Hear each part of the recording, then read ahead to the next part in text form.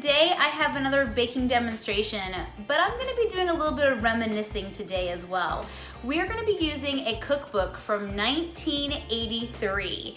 My mom actually helped write, edit, and design this cookbook, and it is full of different recipes from her and her friends when we were living in Texas. And it includes a recipe for her amazing banana bread, and that's what we're gonna try today. So this is my mom's banana bread recipe. As you can see, it does call for half a cup of shortening. I do not have shortening, so I'm gonna use butter. So half a cup of butter would be 1 stick, and of course we're gonna soften that. 1 cup of sugar, 2 eggs, 3 to 4 very ripe bananas mashed, 2 cups of flour, 1 teaspoon of baking soda, 1 teaspoon of salt, half a teaspoon of vanilla, and half a cup of nuts chopped. I'm gonna be using walnuts. You're welcome to omit those if you feel like you don't wanna have them, but I think they add an amazing component to the bread. So the first thing you're gonna do is cream together your butter and your sugar, which I'm just basically done with here. I'll give it one more round with my hand mixer.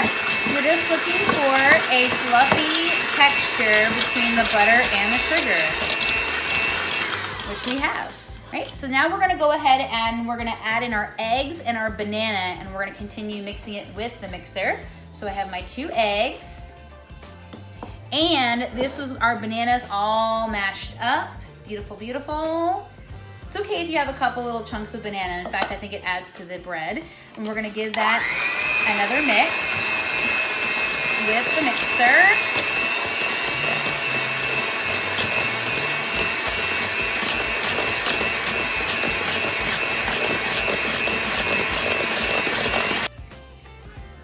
Next, we're gonna combine our dry ingredients, which again was our flour, our baking soda, and our salt. I'm just gonna give it a little whisk to make sure that they're all incorporated.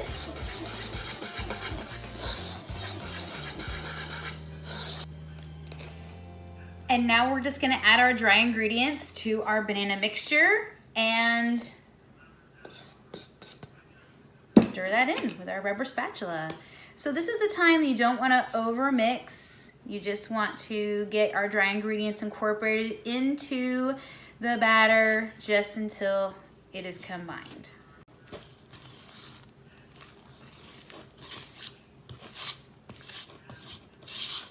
Make sure you scrape the sides of the bowl to get all your dry ingredients incorporated.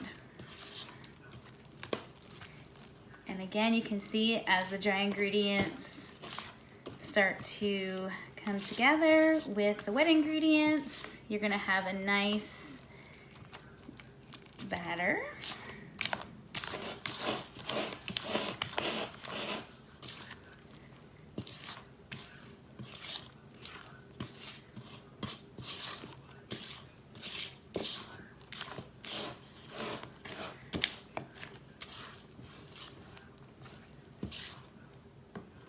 And now all we have to do is fold in our walnuts, or again, any nut that you would like.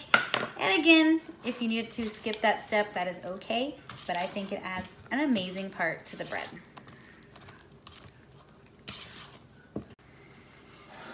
So next you're going to use a loaf pan sprayed with nonstick spray, and we're just going to pour our batter into the pan. Make sure you use your rubber spatula again to get all your remaining batter into the pan. Could you make muffins? Yes, you could. I like those, but we're going to make it in the loaf pan today. So that's what we're gonna be doing with that. So then once we have that, I like to do a little extra here, and I'm going to just top it with a few extra pieces of walnuts just to give it a topping and a little extra something on the top. Again, you can skip this step if you don't want to do it. Now we're gonna bake this in our 350-degree oven for about an hour. You're gonna test it to make sure it's done in the center with a toothpick, and we'll see how it turns out. And there it is, out of the oven and cooled down. Our banana bread is done. It did take a little over an hour for it to be completely done in the center. So don't be too worried if that happens, just keep testing it.